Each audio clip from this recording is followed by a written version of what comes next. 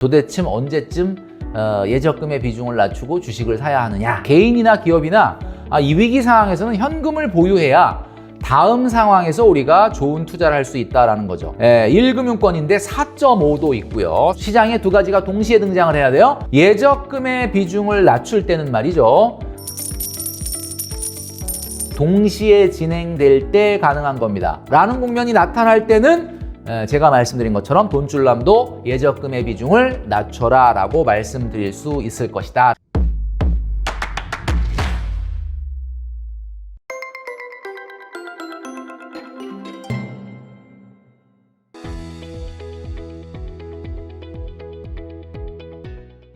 네, 여러분 안녕하십니까. 돈으로 혼줄 내는 남자 돈줄남 김경필입니다. 오늘 이 시간에는 예적금의 비중 과연 언제쯤 줄여야 하는 걸까라는 말씀을 드리도록 하겠습니다. 예적금을 열심히 하고 계신 분, 그리고 앞으로 예적금을 하려고 하시는 분들 오늘 내용을 잘 들으시기를 바라겠습니다.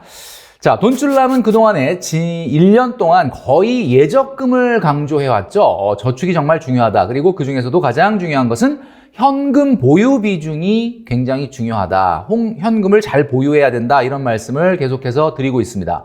자, 도끼질보다는 날도 들지 않는 도끼질을 하는 것보다는 당분간은 돈을 모으면서 도끼 날을 갈아라 라는 말씀을 계속 드리고 있죠. 자, 그런데 최근에 과연 계속 예적금만 해야 되느냐, 예적금의 비중은 언젠간 좀 줄여야 되는데 언제쯤 줄여야 하는가라는 질문들이 굉장히 많이 쏟아지고 있습니다. 돈줄남이 강조했던 현금 보유 능력. 자, 이거는 개인뿐만이 아니라 기업들에게도 적용되는 문제인데요. 자, 기업들 중에 제가 이야기한 것들을 잘 실천하는 기업들이 있었습니다.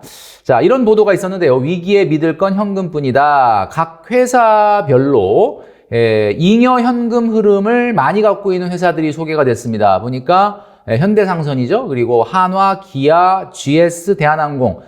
금액이 보면 7조, 6조, 5조, 4조 뭐 이렇게 엄청나게 많은 현금을 보유하고 있습니다. 내용을 보니까 증권가에서는 현금을 넉넉하게 보유한 기업에 주목해야 한다는 조언이 나오고 있다라는 보도죠.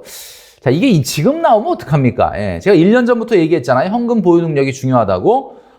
그리고 최근 같은 경우에는 미국의 실리콘밸리 파산, 은행 파산, 그리고 스위스 은행의 부실 사태까지 이딴 위기가 은행권으로 번지면서 말이죠. 정말 금융권이 굉장히 불안해지고 있다. 따라서 보유 현금이 많은 기업일수록 위기에 강하고 새롭게 신규 투자에 나설 수 있다라는 보도가 있다라는 거죠. 제가 말씀드린 부분이 바로 이 부분입니다. 그러니까 한마디로 말해서 개인이나 기업이나 이 위기 상황에서는 현금을 보유해야 다음 상황에서 우리가 좋은 투자를 할 수 있다라는 거죠.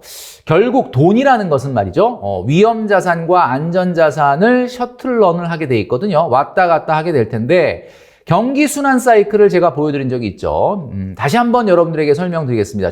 경기 순환 사이클. 경기는 크게 네 가지로 구분이 되는데 후퇴, 그리고 침체, 그리고 회복, 그리고 상승으로 구분됩니다. 자, 그런데 여러분 이 네 가지의 사이클이 반복될 때 어떤 일이 일어나느냐? 보통 침체에는 금리를 인하하죠. 지금 여러분들 보여드리는 것처럼 침체 때는 금리를 인하합니다. 그리고 경기가 살아났다가 상승 국면으로 들어가서 너무 과열되면은 이 상승 국면에서는 금리 인하를 단행을 합니다. 보통 이게 통화정책의 기본 방향이에요. 그리고 후퇴를 할 때는 금리 중립이라고 돼 있고 회복을 할 때도 금리 중립. 그러니까 한마디로 얘기해서 중립적인 통화정책이 나오는 것이 보통이다라는 거죠. 자, 그런데 우리가 한번 시계를 거꾸로 되돌려서 한번 돌아보면 자, 침체가 나올 때 금리 인하가 되고 있다. 금리 인하를 한다라고 했는데 지금은 왜 금리 인하를 안 할까라는 생각을 하죠. 금리가 보통 인하될 때는 둘 중에 하나입니다. 돈이 위험자산으로 가든지 안전자산으로 가든지. 자, 그런데 보통 금리가 인하할 때는 일반적인 생각에는 금리가 낮으니까 위험자산인 주식 같은 데로 많이 가지 않을까 이런 생각을 하죠.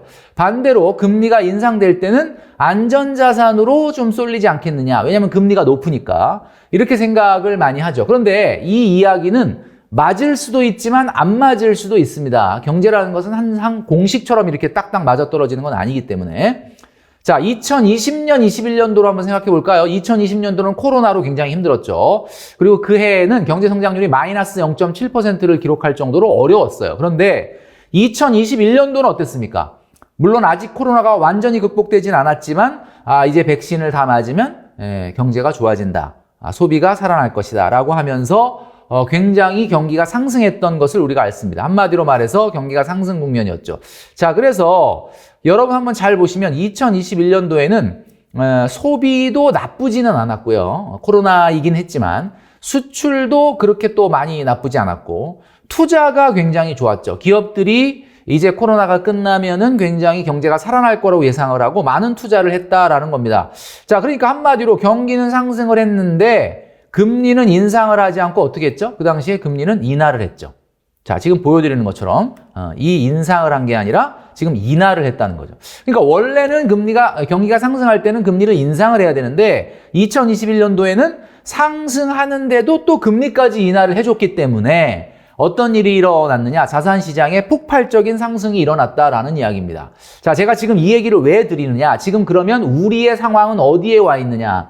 여러분, 지금 우리나라는 후퇴, 침체, 회복, 상승 중에 어디에 와 있냐면 여기에 와 있습니다. 한마디로 말해서 후퇴와 침체 중간 즈음에 있다라는 거죠. 미국은 후퇴 초입에 있습니다. 그러니까 우리나라보다 미국이 경기 둔화 속도가 지금 좀 느리죠.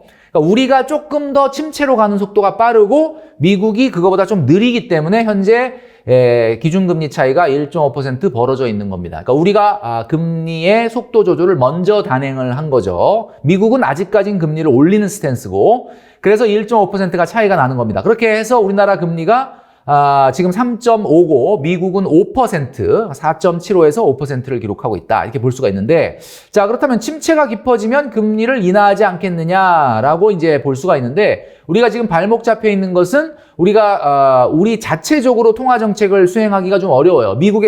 미국의 스탠스를 어느 정도 따라갈 수밖에 없는 상황이다라는 거죠. 그래서 현재 침체로 가면 금리 인하가 나와야 되는데 지금 그림처럼 금리 인하가 안 나오고 당분간 금리 인상이 지속될 가능성이 있다라는 이야기죠.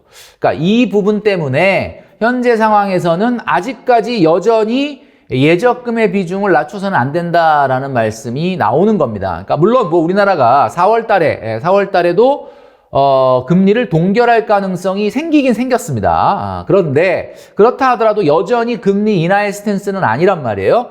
경기는 침체로 접어들고 있는데 금리 인상이라고 하는 것은 살짝 멈출 수는 있으나 금리 인하 쪽으로 가지 못하고 있는 국면이기 때문에 실제 위험자산으로의 급격한 전환은 조금 현재까지는 어려울 거다라고 보고 있는 겁니다. 자, 그래서 경기 침체인데 금리 인상까지 하고 있기 때문에 당분간은 제가 계속 말씀드리지만 예적금의 비중을 줄여서는 안 된다라는 말씀을 드리는 거죠. 자, 위험자산이 이런 상황에서 급격하게 상승할 수 있을 거냐? 좀 회의적이다. 이렇게 볼 수가 있는 겁니다.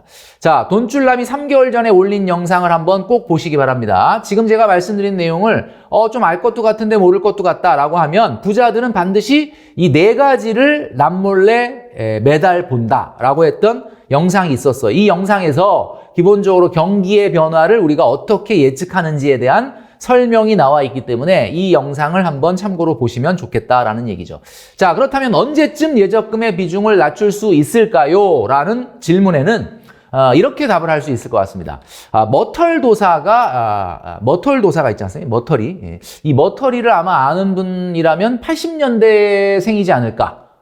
90년대생은 이게 도대체 무슨 만화인지 아마 모르실 것 같은데 도사님을 찾아가서 물어보지 않습니까? 도대체 언제쯤 예적금의 비중을 낮추고 주식을 사야 하느냐 이런 말 물어보고 있는데 제가 좀 전에 말씀드렸죠. 2023년도는 당분간은 예적금의 비중을 낮출 수 없다라는 이야기인데 제가 딱 오늘 결론을 내드리도록 하겠습니다. 네, 1금융권의 예금금리 현황을 여러분들에게 보여드리겠는데요. 예금금리, 예적금금리가 많이 떨어졌다고는 하지만 현재 1금융권도 3.9, 3.75, 3.7 그 밖에 기타 은행들도 3.7 정도로 나오고 있습니다. 그러니까 4%는 안 되지만 아직까지 여전히 높은 금리를 유지하고 있다라는 점을 여러분들에게 말씀드리고 싶고요.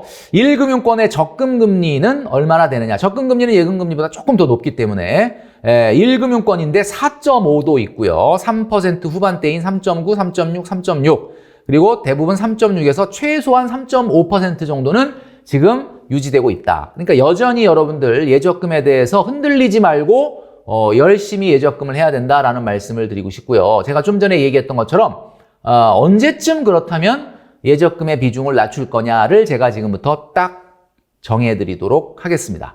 자, 여러분 지금 쏠 수 있는 실탄이 여러분들은 얼마나 있으신가요? 정말 그 현금 보유 능력이 뛰어난 기업들이 어려운 위기 상황에서도 투자의 기회를 만났을 때 투자를 제대로 할 수 있다라는 말씀을 드렸는데, 자, 실탄이 얼마나 있느냐?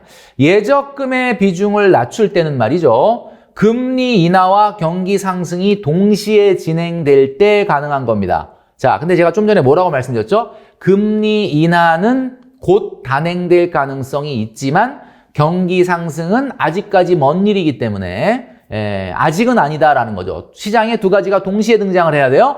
금리 인하도 시작이 되는 사인이 나타나는데 경기도 바닥을 치고 상승할 것 같다라는 국면이 나타날 때는 제가 말씀드린 것처럼 돈줄남도 예적금의 비중을 낮춰라라고 말씀드릴 수 있을 것이다 라는 거죠. 자, 다시 한번 강조드리면 현재는 경기 침체로 들어가고 있으나 아직 금리 인하를 할 만한 시그널이 시장에 나타나고 있지 않고 경기 상승의 사인이 나타나고 있지 않기 때문에 당분간은 예적금에 집중하시는 여러분들 되시기를 바라겠습니다.